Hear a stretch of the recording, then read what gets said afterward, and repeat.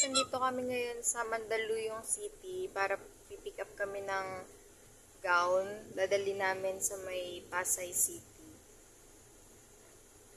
Sobrang traffic na ngayon guys kasi rush hour na.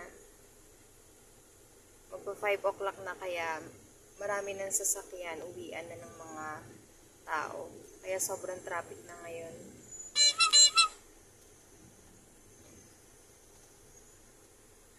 Six minutes na lang, nandun na kami sa pick-up point. Sobrang traffic lang kaya kami natatagalan.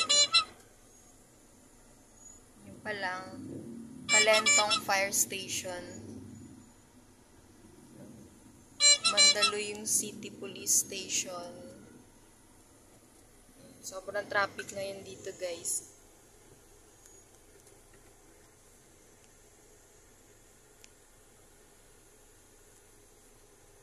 Palang marketplace shopping mall dito sa Mandaluyong. Ayan.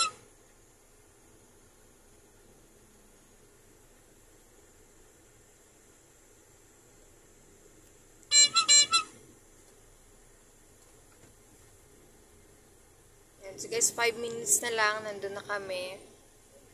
Siguradong traffic din ito papunta sa may Pasay.